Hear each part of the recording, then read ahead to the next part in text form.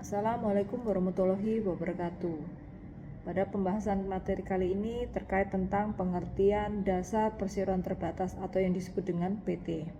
PT merupakan salah satu bentuk badan hukum yang paling umum di Indonesia. PT merupakan entitas hukum yang terpisah dari para pemegang sahamnya, yang berarti bahwa PT bertanggung jawab atas utangnya sendiri dan pemegang saham tidak bertanggung jawab atas utang PT. PT sendiri diatur oleh undang-undang khusus di Indonesia, yaitu Undang-Undang Nomor 40 Tahun 2007 tentang perseroan terbatas. Definisi PT adalah badan hukum yang didirikan berdasarkan perjanjian yang modalnya terbagi dalam saham dan bertanggung jawab terbatas. Dalam PT, pemegang saham memiliki tanggung jawab terbatas pada jumlah modal yang disetorkan. Sejarah PT dimulai dari Eropa pada abad ke-17. PT diperkenalkan sebagai solusi bagi para pedagang yang ingin mengurangi risiko bisnis dan mempermudah pengumpulan modal. Pada perkembangannya, PT mengalami signifikan sepanjang abad ke-18 dan ke-19. PT menjadi bentuk usaha yang populer bagi perusahaan besar dan lembaga keuangan. Di Indonesia, PT diperkenalkan pada zaman penjajahan Belanda. PT digunakan untuk mengelola usaha besar seperti perkebunan dan pertambangan. Karakteristik PT yaitu terkait tanggung jawab terbatas para pemegang saham pada modal yang mereka setorkan. Mereka tidak bertanggung jawab atas utang PT melebihi modal yang mereka setorkan. Kemudian terkait organ PT, bilan keputusan strategis PT, RUPS memiliki kewenangan untuk menyetujui laporan keuangan, menetapkan anggaran dasar, dan menunjuk direksi dan dewan komisaris. Jenis RUPS ada dua, RUPS tahunan dan RUPS luar biasa. Dan RUPS untuk keperluan tertentu seperti penggabungan atau peleburan PT. Nah, terkait direksi. Direksi memiliki tugas dan tanggung jawab atas pengelolaan dan operasional PT sehari-hari. Mereka bertanggung jawab atas pelaksanaan keputusan RUPS dan mempertahankan kepentingan PT. Nah, pengangkatan dan pemberhentian direksi diberhentikan oleh RUPS. RUPS menentukan jumlah direksi dan jangka waktu masa jabatan mereka. Nah, tanggung jawab direksi atas tindakan mereka dan dapat dipertanggungjawabkan secara hukum atas kerugian yang ditimbulkan oleh tindakan mereka. Nah, di satu sisi untuk Dewan Komisaris, fungsi Dewan Komisaris di sini adalah untuk mengawasi pengelolaan PT dan memberikan nasihat kepada direksi. Mereka tidak berwenang menjalankan operasionalnya. Tugas dan kewajiban Dewan Komisaris memiliki kewenangan untuk menilai laporan keuangan PT, memberikan pendapat atas kebijakan direksi, dan mengajukan usulan kepada RUPS. Tanggung jawab Dewan Komisaris atas tindakan mereka dan dapat dipertanggungjawabkan secara hukum atas kerugian yang ditimbulkan oleh tindakan mereka. Modal dasar PT ada 100 miliar, maka modal yang disetor adalah 50 miliar. Modal dasar itu merupakan jumlah modal yang dicantumkan dalam anggaran dasar PT. Modal dasar merupakan batas maksimal modal yang dapat disetorkan oleh pemegang saham.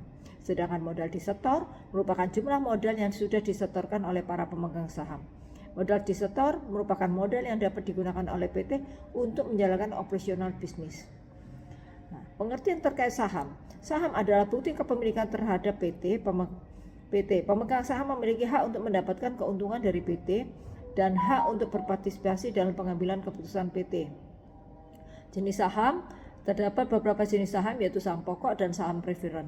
Saham pokok merupakan hak voting kepada pemegangnya, sedangkan saham preferen memiliki hak utama dalam pembagian keuntungan.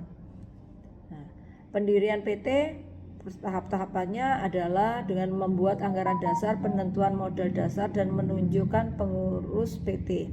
Pengajuan permohonan setelah tahap pelaporan selesai, permohonan pendirian PT diajukan kepada Menteri Hukum dan HAM RI melalui Direktorat Jenderal AHU. Pengesahannya, Menkumham akan mengesahkan anggaran dasar PT jika memenuhi persyaratan pengesahan anggaran dasar dan menandakan bahwa PT resmi berdiri. Pendaftaran setelah anggaran dasar PT disahkan, PT harus mendaftarkan ke Kementerian Hukum dan HAM RI. Kemudian penerbitan akta pendirian PT.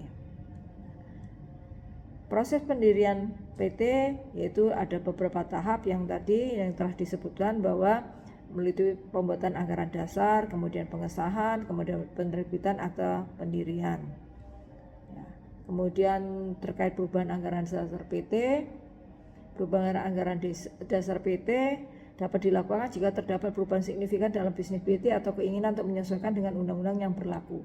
Prosedurnya, penggunaan anggaran dasar PT harus disetujui oleh RUPS dan diajukan kepada Menkumham untuk mendapatkan persetujuan. Dampaknya, perubahan anggaran dasar PT dapat mempengaruhi hak dan kewajiban para pemegang saham, direksi, dan dewan komisaris. Nah, pembubaran dan likuidasi PT, pembubaran PPT adalah proses penghentian kegiatan bisnis PT secara permanen. Pembubaran PT dapat dilakukan melalui likuidasi atau merger. Sedangkan likuidasi adalah proses pelepasan aset PT untuk melunasi utang PT dan membagi sisanya kepada para pemegang saham. Proses likuidasi diatur dalam undang-undang. Dan kemudian ada satu lagi, merger adalah penggabungan dua PT atau lebih menjadi satu. PT merger dapat dilakukan melalui akuisisi atau peleburan.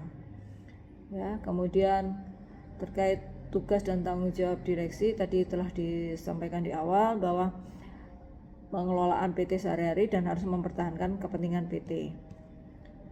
Kemudian tanggung jawab komisaris antara lain mengawasi pengelolaan, memberikan nasihat, melindungi kepentingan PT. Nah, akhir kata kesimpulannya bahwa PT merupakan bentuk badan hukum yang penting di Indonesia. PT memberikan berbagai keuntungan seperti tanggung jawab terbatas, kemudian dalam mencari dana dan struktur organisasi yang terstruktur, penting untuk memahami dasar hukum PT dan menjalankan bisnis PT sesuai dengan peraturan yang berlaku. Keberhasilan sebuah PT ditentukan oleh kepemimpinan, strategi, dan kepatuhan kepada peraturan hukum yang berlaku. Sekian dan terima kasih.